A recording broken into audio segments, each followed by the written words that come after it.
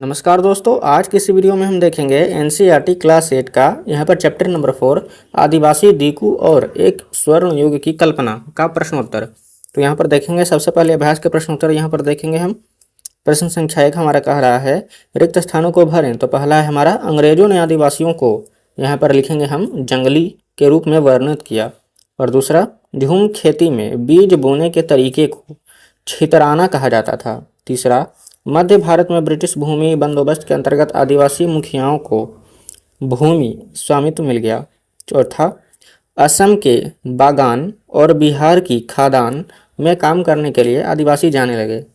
तो चलिए आगे बढ़ते हैं। अब प्रश्न संख्या 2, सही या गलत बताएं। तो यहाँ पर देखेंगे पहला, झूम काश्तकार जमीन की जुताई करते हैं और बीज रोपते हैं। तो यहाँ पर यह हमारा कथन बिल्कुल गलत हो जाएगा। दूसरा, व्यापारी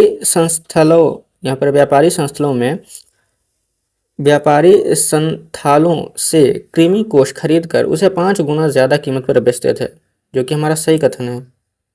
चलिए तीसरा देख लेते हैं।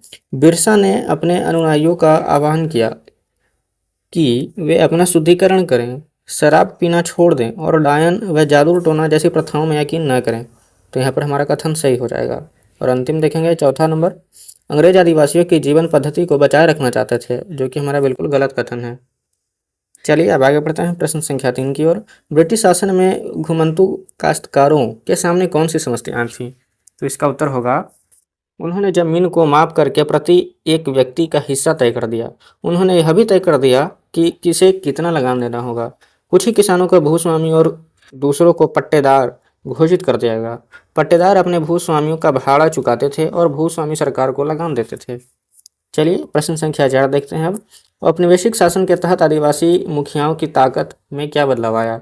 तो इसका उत्तर होगा, पहला, उन्हें कई गांव पर जमीन का मालिकाना हक तो मिला, लेकिन उनकी शासकीय शक्तियां छीन ली गई। और दूसरा, उन्हें ब्रिटिश अधिकारियों द्वारा बनाए गए नियमों को मानने के लिए बाध्य कर दिया गया।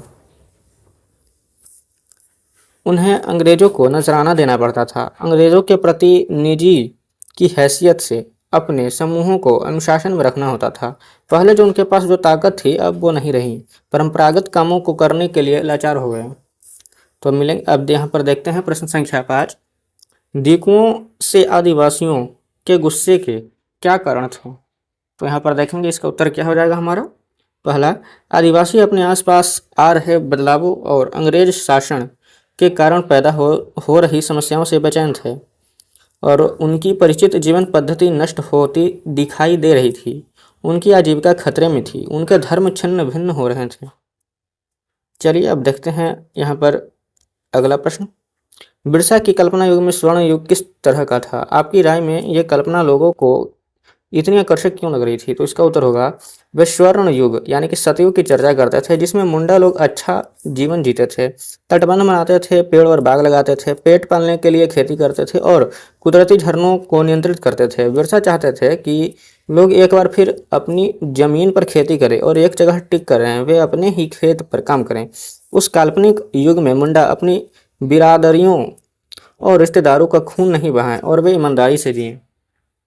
तो चलिए यहाँ पर अब जो इम्पोर्टेंट क्वेश्चन है इसके अलावा, अभ्यास के अलावा, उन्हें हम देख लेते हैं। यहाँ पर स्क्रीनशॉट आप एक बार ले लीजिएगा। चलिए यहाँ पर ले लीजिए स्क्रीनशॉट, इसका भी ले लीजिए, एक बार जरूरी से पढ़ लीजिएगा आप। चलिए इसका भी ले लीजिए।